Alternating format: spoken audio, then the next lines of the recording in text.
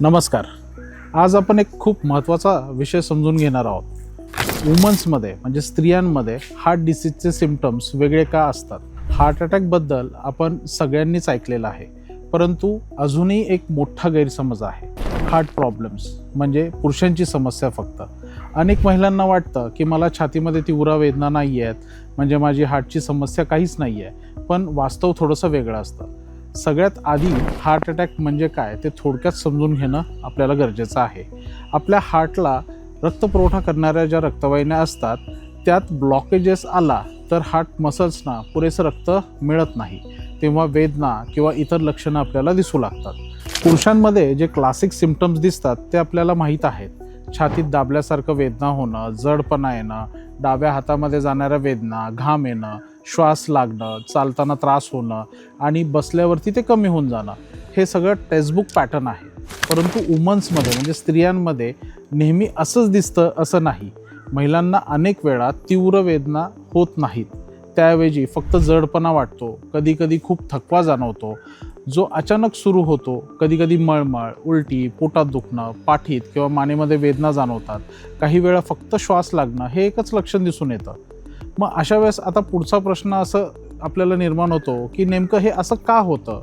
तर याचं पहिलं कारण आहे ते म्हणजे हार्मोन्स. वुमनमध्ये इस्ट्रोजन नावाचा हार्मोन हा मोनोपॉजपर्यंत पेशंटला किंवा व्यक्तीला हार्टचे कुठलेही प्रॉब्लेम देत नाहीत, म्हणजे तो त्याचं प्रोटेक्शन करतो. त्यामुळे यंग एजमध्ये आपल्याला ही रिस्क फार कमी असते. परंतु मेनोपॉज झाल्याच्या नंतर मात्र हे प्रोटेक्शन कमी होऊन जातं आणि हार्ट डिसीजची रिस्क वाढू लागते. दुसरं कारण म्हणजे ब्लॉकेजेसचा प्रकार. पुरुषांमध्ये मोठ्या आर्टरीज असतात, त्यामुळे ब्लॉकेजेस आपल्याला जास्त दिसून येतात.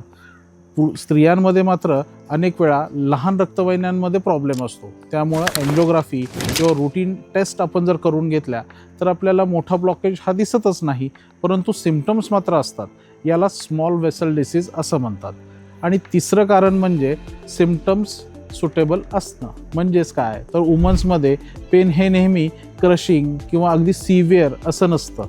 त्यामुळे पेशंटला सुद्धा काय वाटतं की फक्त स्ट्रेस आला आहे, ॲसिडिटी वाढली आहे किंवा गॅसेस आहेत, त्यामुळे मला त्रास होत असेल. पण इथे एक प्रॅक्टिकल उदाहरण समजून घेणं खूप गरजेचं आहे. एखादी महिला एकदा येऊन सांगते की डॉक्टर, मला काही दिवसांपासून खूप थकवा जाणवतो आहे, जिने चढताना श्वास लागतो आहे, कधीकधी छातीमध्ये जडपणा वाटतो, पण कधी तीव्र वेदना वगैरे काहीच होत नाही आहे. पण हे जे लक्षण आहेत, ही जी सिम्पटम्स आहेत, हे आपण हलक्यामध्ये घेऊन नाही जमणार. तर आणि कित्येक वेळा असंही राहतं की जर डायबिटीज, BP, कोलेस्ट्रॉल जर वाढलेलं असेल, वेट प्रमाणापेक्षा जास्त झालेलं असेल किंवा एखाद्या स्त्रीच्या घरामध्ये फॅमिली हिस्ट्री जर असेल तर ही रिस्क वाढते. डायबिटीज असलेल्या महिलांमध्ये हार्ट डिसीजची रिस्क ही जास्त प्रमाणामध्ये असते. सिम्पटम्स असूनही आपल्याला ते सुटेबल असू शकतात.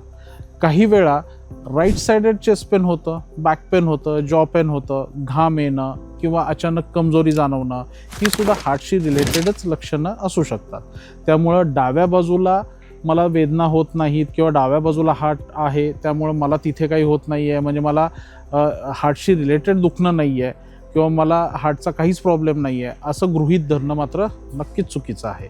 आणखीन एक महत्त्वाची गोष्ट म्हणजे सगळ्यात काय असेल तर ते म्हणजे डिले, म्हणजे उशीर करणं. वुमन्समध्ये म्हणजे स्त्रियांमध्ये अनेकदा घरकाम, मुलांचं काम किंवा आपल्याला स्वतःमध्ये काही सिम्पटम्स नाहीत किंवा थोडेसे दिसले तरी त्याच्याकडे दुर्लक्ष करणं, थकवा असेल, स्ट्रेस असेल तरीसुद्धा कामाच्या ओघामध्ये ते सगळं पुढे ढकलत जाणं.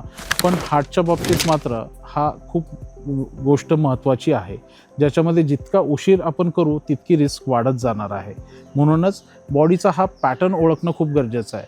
जर अचानक आपल्याला नवीन प्रकारचा थकवा, श्वास लागणं, छातीत जडपणा, पाठीत वेदना, मळमळ अशी जर लक्षणं रिपीटेड होत असतील तर मात्र चेकअप करणं गरजेचं आहे.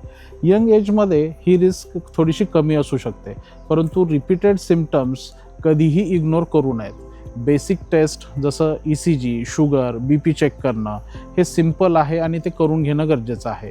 परंतु लाईफ सेव्हिंग आपल्याला ह्याच गोष्टी करू शकतात.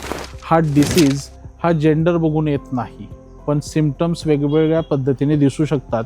त्यामुळं अवेअरनेस ही खूप महत्त्वाची गोष्ट आहे.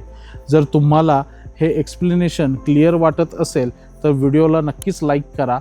काही शंका असतील तर कमेंट्समध्ये आपल्याला नक्कीच विचारा आणि अशा सोप्या हेल्दी गायडन्ससाठी चॅनल सबस्क्राईब करायला विसरू नका. धन्यवाद.